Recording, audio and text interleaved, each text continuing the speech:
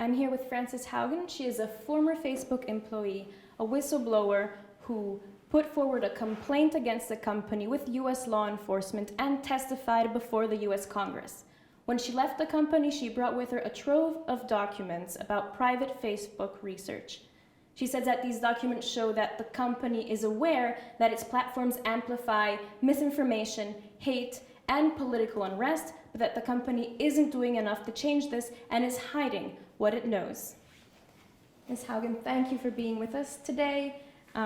You have said numerous times that these documents point to Facebook not doing anything about its platforms promoting misinformation and hate. Could you give us some examples of how this works and what Facebook isn't doing? I want to be clear, it's not that Facebook isn't doing anything.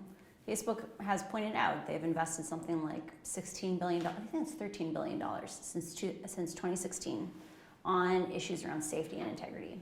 But the question is, how much should they be spending? Is the amount of spending that they have today enough? And Facebook's documents point to over and over again that there are many, many solutions, many of them not even content-based, that would make the platform safer for everyone. One of the core things that I'm trying to draw attention to is the underinvestment in languages that aren't English. They know that they face most regulatory scrutiny in the United States, and so they try the hardest to keep the platform nice in the US. Unfortunately, the most fragile places in the world are also the most diverse when it comes to languages. Facebook's current strategy for safety is that Mark Zuckerberg has said, engagement-based ranking is dangerous because people are drawn to extreme content. But don't worry, AI will save us. The problem is that strategy requires us to build those AI systems over and over and over again in each language for the platform to be safe. And right now, Facebook is not doing that. And so is it just a question of investment and putting more money in there? Should Facebook change its algorithms? What should the company itself do? I'm a big proponent that, if we rolled back the clock and looked at what Facebook was like in 2008, 2009, like before we had an AI telling us what to focus on, we had a Facebook that was about our family and friends. Facebook has said, we can't do time-based ranking, you won't like it. Yeah, if you took the current Facebook today and switched it over to a world where the AI wasn't focusing our attention, it's true, you wouldn't like it.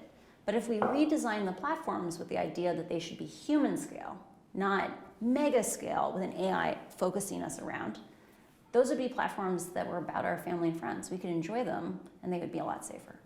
And you're now in Europe, you're speaking to politicians, governments, and you're going to be speaking at the European Parliament. When it comes to reining in Facebook, Meta, and big tech, what do you expect from Europe? I'm hoping that Europe will stand up for consumers, because right now, consumers don't know if what's in the can is what's on the label. And what we see from the disclosures that I've made is that Facebook is misconstruing what their product is. The European Union has an opportunity to enforce transparency on the platforms in a privacy-sensitive way.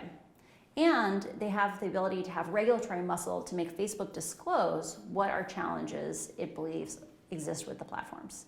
Right now, people can't make informed choices on whether or not to use these things. And I feel like that degrades our autonomy because we don't have the information to make good choices, and that violates our dignity. And do you think the plans that, for example, the European Union is currently working on, do they go far enough? I'm a big proponent of what I call the 1, 2, 3 plan. So right now, Facebook would have to articulate a risk assessment. Facebook is not very diverse.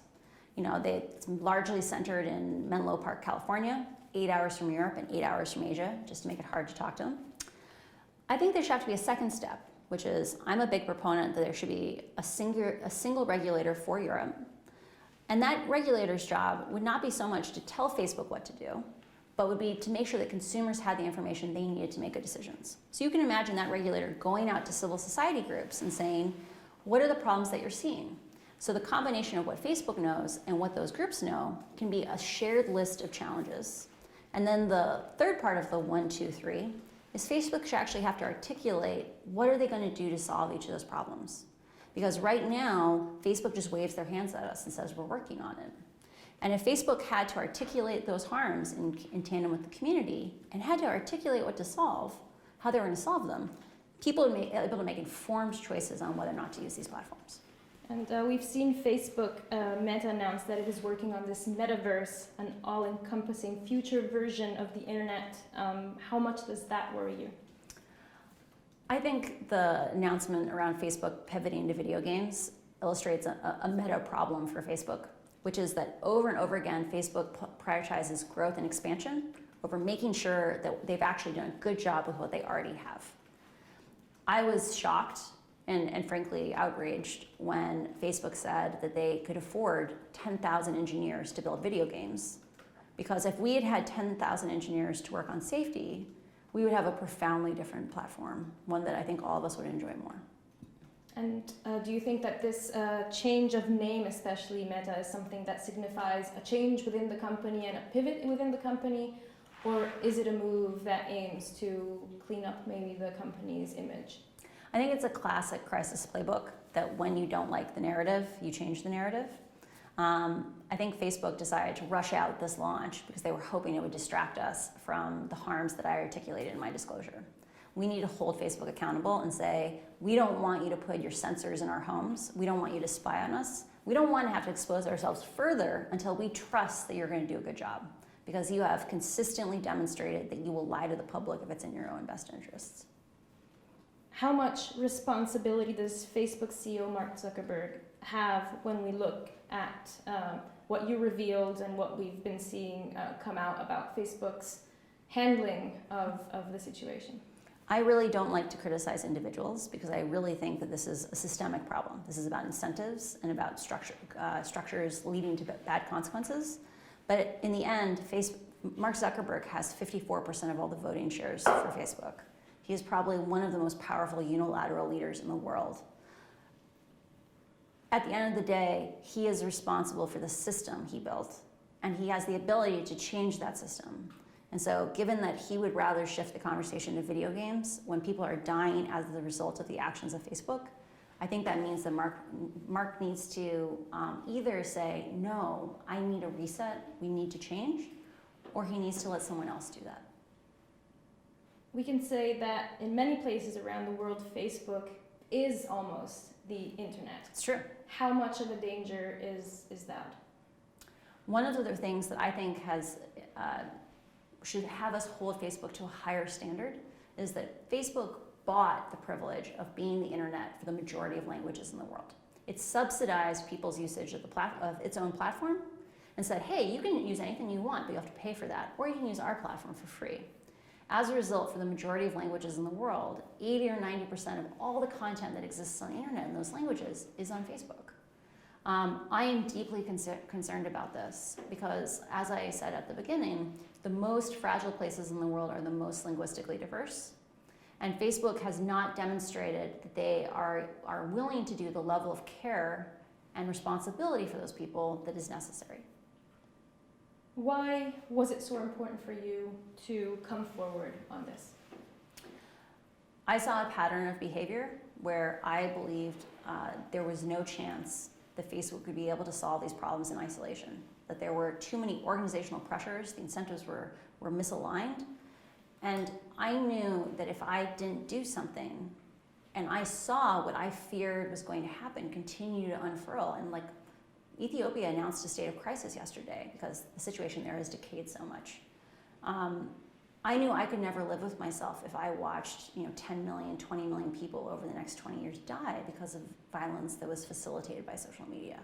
And so people often ask me, am I stressed right now? Like, talking to all these people, like it's such a whirlwind. And compared to living with that secret, like everything feels very calm right now because I know this is not my problem anymore. It's a thing that we together can solve.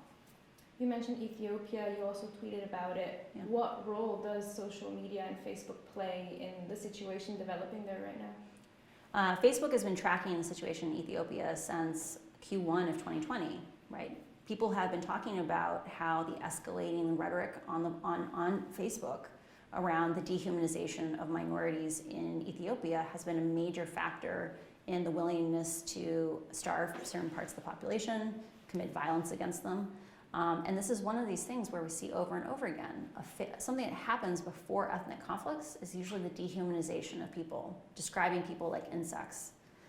When you have a platform that prioritizes for distribution the most incendiary content, you know, even if a small minority is describing a group of people as bugs, that rhetoric is so much more inflammatory, and the platform, you know, distributes it more.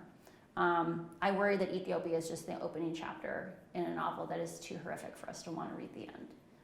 And I think we all have an opportunity, especially here in Europe, to speak up for those who don't have influence or who don't have a voice, because Europe is strong enough to actually make a difference. Do you think users have already or are developing awareness as to what might be wrong with Facebook, what happens with Facebook, and how important is it for users to know? One of the reasons why I've been pushing for this idea of, you know, we need risk assessments that don't just involve a company, they also involve the community, is that people have been looking at what's happening on Facebook in isolation. They see maybe their own experience of it, but they don't see the systemic problems. I think my disclosure has opened a crack into what the reality is on this platform. And I have been incredibly heartened by the growing attention and the growing awareness that we need to act. Frances Haugen, thank you very much. My pleasure. Anything to help.